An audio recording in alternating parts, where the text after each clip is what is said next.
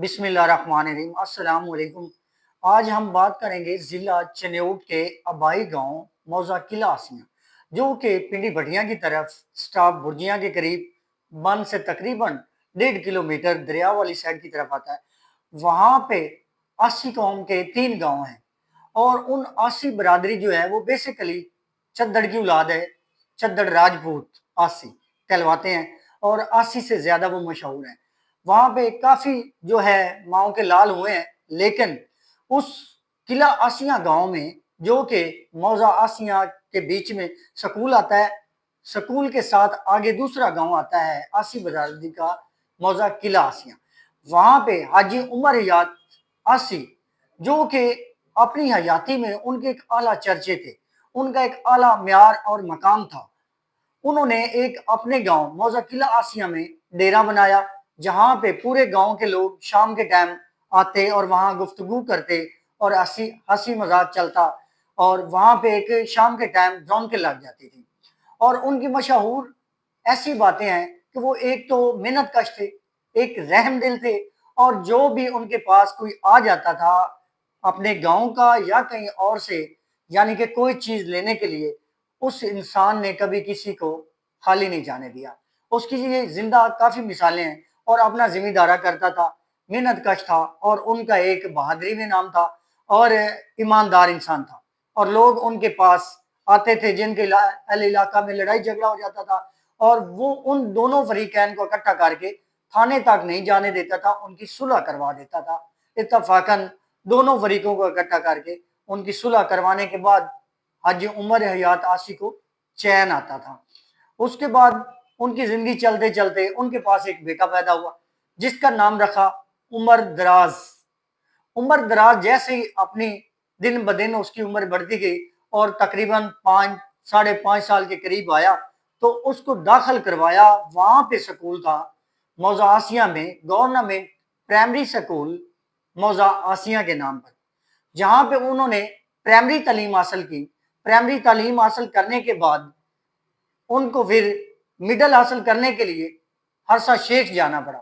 वहां पे उन्होंने मिडल क्लियर की, और मिडल करने के बाद उन्होंने हाई की तरफ रवाना हो गए।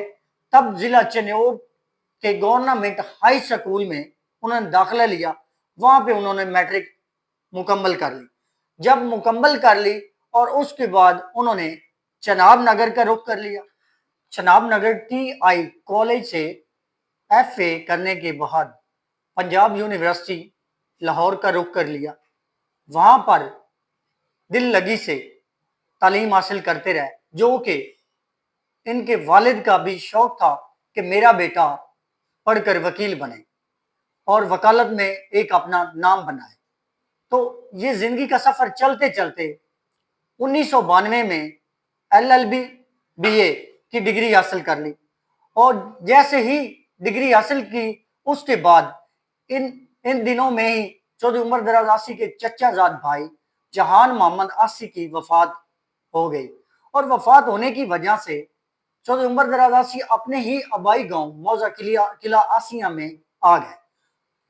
जब अपने गांव में रहने लगे तो उसके बाद इन्होंने रुख कर लिया बार एसोसिएशन चन्योट का।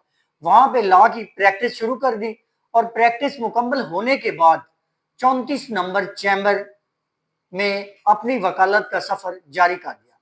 जैसे ही सफर अपना जारी किया वकालत का, और वकालत में एक अपना नाम कमाया, जिसमें ये मशहूर थे क्रिमिनल केसों में।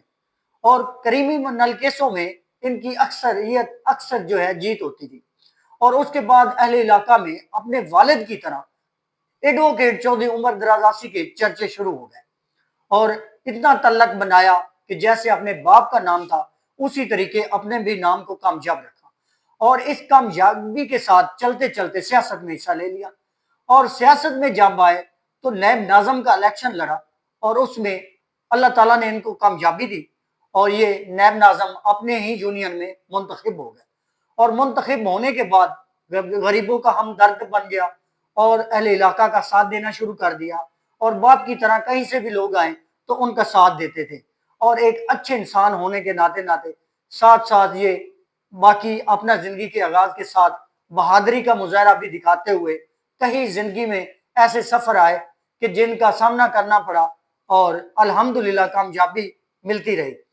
اور اس کے بعد انہوں نے بار ایسوسی ایشن چنیوٹ میں نیب صدر کا الیکشن میں حصہ لیا، جو کہ 2011 میں یہ نیب صدر ڈسٹرکٹ ایسوسی ایشن چنیوٹ 2011 میں نیب صدر بار ایسوسی ایشن چنیوٹ میں منتخب ہوئے، اور منتخب ہونے کے کچھ عرصہ بعد انہوں نے ایک گروپ تیار کیا، وکلاء کا گروپ، جس کا نام رکھا انقلاب لائرز فورم گروپ۔ اور اس کے بعد کچھ عرصہ اس گروپ کو چلایا، اور چلانے کے بعد اس کا نام تبدیل کر دیا۔ کچھ سالوں بعد اس کا نیا نام، چند سال کے بعد جو ہے العدل لائرز فورم گروپ بنا کر چیئرمین کا عہدہ سنبھال لیا۔ اور دوران اس زندگی کے سفر میں بہت قسم کے مناظر آئے جن کے سامنا کرنا پڑا، اور بہت دلیری کے ساتھ اور بہادری کے ساتھ ان کا سامنا کرتے رہے، اور کمال کا ایک اپنا لوہا منوایا۔ اور اس کے بعد یہ زندگی کا سفر چلتے چلتے اپنی اولاد کو اچھی تربیت دی، اور اس کے جو بھتیجے تھے، چچا زاد بھائیوں کے بیٹے، ان کی پرورش ایسے کی کہ جیسے اپنی اولاد ہے، اور وہ بھی ان کے بہت تابع دار رہے، اور انہوں نے بھی ان کی بہت خدمت کی، اور آخری دم تک یہ بالکل سلامت تھے۔ اور چیمبر سے جب گھر پہنچے تقریباً رات 8 بجے ان کو جو ہے ہارٹ اٹیک کا مسئلہ پیش آیا۔ جیسے ہی ساتھیوں نے فون کیا اور چنیوٹ کے ریسکیو کے نوجوان موقع پر پہنچ گئے، انہوں نے ٹریٹمنٹ شروع کر دی، اور اس کے بعد لے کر DHQ ہاسپٹل چنیوٹ میں منتقل ہو گئے، اور 16 ستمبر 2025 کو دنیا سے رخصت ہو گئے، اپنے اللہ تعالیٰ کے پاس پہنچ گئے۔ اور اس کے بعد ان کا نماز جنازہ ان کے آبائی گاؤں موضع قلعہ آسیہ میں ادا ہوا، جہاں پہ کثیر تعداد میں وکلاء، سیاسی، سماجی، غریب، امیر، بہت عوام نے شرکت کی، اور وہاں پہ نماز جنازہ ادا کیا۔ البتہ کہ نماز جنازہ جو تھا اس سے عوام زیادہ ہوگی، اور الگ ایک انتظام کیا خالی جگہ پر، جہاں پہ کثیر تعداد میں لوگوں نے نماز جنازہ میں شرکت کی، اور شرکت کرنے کے بعد ان کو آبائی گاؤں کے قبرستان میں دفن کر دیا۔